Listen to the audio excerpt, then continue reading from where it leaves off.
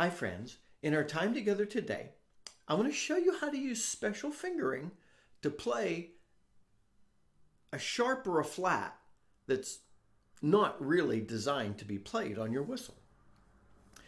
My Howard Low D is in the key of D, and I can easily play in the key of G. That means I can play with F sharp and C sharp, or just F sharp and then I play the C natural. It's pretty easy. However, what do I do if I encounter a G sharp? And the tune's otherwise in the key of D or G. Normally I'd say, well, if you find a tune that has no sharps or flats, it's in the key of C, you should have a C whistle for that. But what if you're playing a tune in the key of G and it has an odd sharp thrown in? Well, there is special fingering. It's pretty easy. Like if you're playing, let's think of a G sharp. I'm going to D whistle. There is no G sharp finger.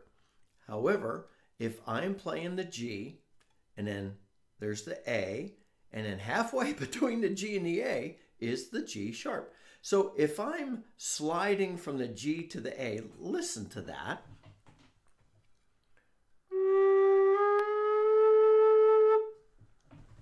Halfway between the G and the A, there's this little range that is the G sharp.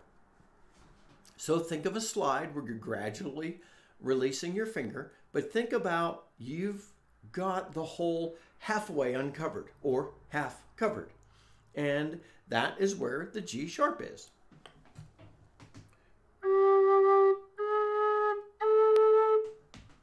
So if you're playing a tune and it has a G sharp in it, as our example, you uncover half of the whole of the G, and that takes it up that half a step. And you could do that. You can extrapolate that off to other notes as well. But that's my example for today, and we're actually gonna introduce a Christmas carol really soon, later today, that requires you to play a G sharp. It's an accidental note in the middle of the others. So again, what you'll do is you'll just uncover half of the whole and play that half step in between one note and the other. Again, like I said, this is not the preferred method. If you're playing a tune in the key of E, you should have a whistle that plays in E. If you're playing a tune in the key of C, you should have a whistle that plays in the key of C. There are, as we've said before, certain keys you're able to play on each whistle, but for the most part, you should own whistles that meet the keys. If I find a tune that is not in a key that my whistle plays, I think about it and then I try and find a way to play it in the key that my whistle plays. And if I can't, then I should have another whistle, or I should move on to another tune. So that is special fingering to play sharps and flats. A sharp is a half step above the note you're playing, and a flat is a half step below the note you're playing. So remember that special fingering.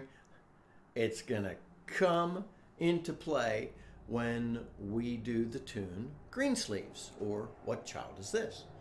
So anyway, until next time, my friends, I hope that's helpful. Please let me know if you have thoughts, comments, questions on that. This is Scott Shade. Happy low D whistling.